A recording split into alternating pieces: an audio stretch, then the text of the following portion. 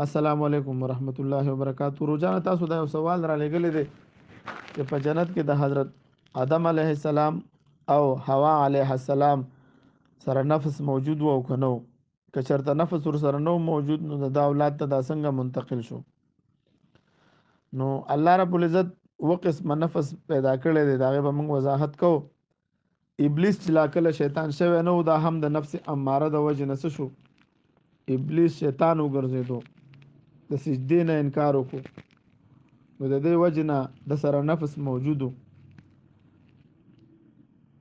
دغه شانته کې سورۃ النازعات کې آیات نمبر 40 کې الله رب العزت آیات مبارک نازل کړی دی چې کوم انسان د خپل رب ته مخامخ ودرېدو نه ویریږي او دا د خپل نفس د غلطو خواهشاتو نه منع کوي نو د ځای به جنت وي. واما من خاف مقام ربه ونهى النفس عن الهوى فإن الجنة هي المأوى. څوک چې د خپل پروردگار په مخ کې د ودرېدو نه یریږي د تپته چې ما سره به حساب کتاب کیږي او دا خپل نفس د خواهشاتو غلطو خواهشاتو نه منې کې نو فإن الجنة هي المأوى د زیبا جنت وي. بیا دلته بل یو سوال راځي چې آیا بعضی ځینو کې روح او نفس دواړه ویلې شوی دي دا یو څه دی او که دا جدا جدا څه دي نو دې کې هم اختلاف دی. خو په دې کې تحقیقي قول پکې دا دی چې د دواړو دا مدلول یو طرف ته متحد دی او بل طرف ته مختلف دی. هغه داسې لکه کله د نفس اطلاق په مختلفو معنو سره راځي لکه په سورۃ النساء آیات نمبر 1 کې الله رب العزت وضاحت کړی چې ما تاسو د یو نفس نه پیدا کړی سي. دلته د نفس اطلاق په آدم علی السلام باندې شوی دی. یا ایها الناس اتقوا ربکم الذی خلقکم من نفس واحده وخلق منها زوجها او دنه منګه د خزه پیدا کړو او دنه بیا منګه وبث منهما رجالا كثيرا ونساء او دنه بیا منګ ډیر سړي او انسانان او خزه پیدا کړی. نو دلته نفس په مختلفو معنو سره راځي. نو کله د نفس اطلاق په مختلفو معنو چې راشي نو کله اطلاق په روح باندې هم کیږي.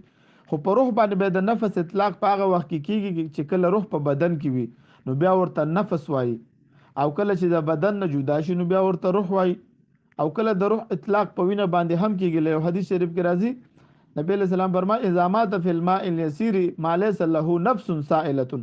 او دلته د نفس سائله کله چې مړ شي په وبو کې وړو کې سي او دغه په رګونو کې بهیدون کې وینه نه چلیږي نو لکه دغه شانته کې مچان شو لړمانان او ګونګټي او داسې نور شي نو دغه شانته کې اوس دلته اطلاق پسې شي باندې وشلو دلته د روح اطلاق په وینه باندې هم وشلو ما ليس له نفس سائله دلته د نفس اطلاق په وینه باندې وشلو. دغه شانته کې بل او آیات مبارک دی سورۃ النور آیات نمبر 1 کې اعوذ بالله من الشیطان الرجیم فاذا دخلتم بيوتا فسلموا على انفسكم. کله چې تاسو کورونو ته نه په خپل ځانونو سلام اچوي نو دغه شانته کې نو د روح اطلاق یوازې په بدن یا یوازې په نفس او بدن باندې نه کیږي بلکې دا ډېر اطلاقات لري چې قران کریم آیاتونه په دمانه دلالت کوي. دغه شانته کې به بل راځي اوس د روح باره کې لږ وضاحت کو د نفس په باره کې لږ وضاحت کو چې نفس په وو قسمه ده.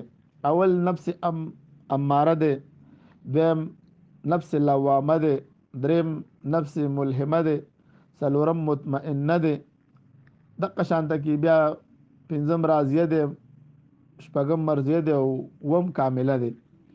نو نفس اماره چې ده دا هغه نفس ده دا د هغه نفس اماره د هغه انسان نفس دی چې د ګناونو په طرف دا مایل وي او دنیاوي خواهشاتو ته متوجي وي د ریاضت او د مجاهدې د لارې د شر د طاقت د کمولو سره کله چې څوک د نفس اماره د مقام نه راوځي نو دا څه کوي مجاهده کوي ځکه ذکر اسکار کوي. دغه شانته کې د علماء کرامو بیانونه اوري د علماء کرامو مجلس ته ځي کله چې دا د دې دا شر د طاقت د کمولو کوشش کوي. ګوره ذهنونو کې نن سبا بستاو ذهنونو کې شک او شبهات وي د دې به تاسو کوشش کوئ د کمولو نو بیا دا د نفس لوامه مقام ته ورسیږي.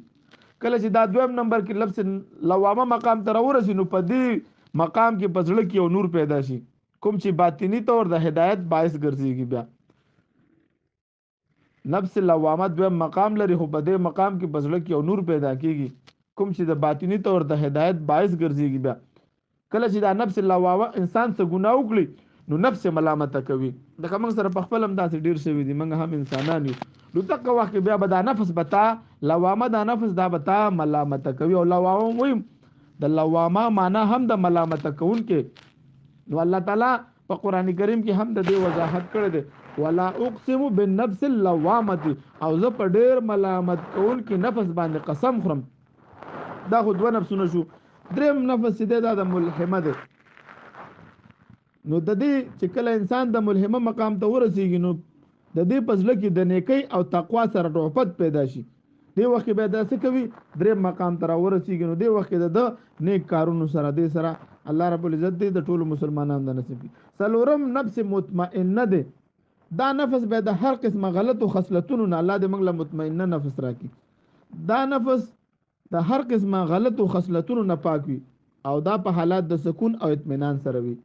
او دا نفس دومره محبوب دی چې د باره کې ویل شوی دی یا ایتها النفس المطمئنه، اے اطمینان کوونکې نفس، یا اے اطمینان کوونکې نفس. دا نفس د الله تعالی د اولیاء کرامو نفس دی او دا د ولایت صغرا مقام دی. د نرسته بیا چې دا نور دی نفس راضیه ده او مرضیه ده او نفس کامله، دا ټول چې دا درې وانه چې دا د نفس مطمئنه او چت مقامات او صفات دي. او د دې په باره کې الله رب العزت بیا وضاحت هم کړی دی، ارجع الى ربک راضیه مرضیه. ته داخل شه، ته رجوع کا الله طرف ته په داسې حال کې چې ته راضي ده. ته وګرځه خپل رب ته په داسې حال کې چې ته خوشاله او راضي کړی شوی به. نو فدخلی فی عبادی، زما په بندگانو کې داخل شه، ودخلی جنت، او جنت ته داخل شه. نو نفس موجود دی آدم علیه السلام سره او حوا علیه السلام سره هم په جنت کې نفس موجودو، شیطان سره هم نفس موجودو، انسانانو او جناتو توانو سره نفس موجود دی کله نشي دا پیدا شوی دی. البته نفس چې دی لکه اوس دغه سره نفس نشته دی، دا غوي خواهشات هم نشته دی ملائکو، دا ځان له بحث دی. خو د آدم علیه السلام سره په جنت کې نفس موجودو. واخر دعوانا الحمدلله رب العالمین.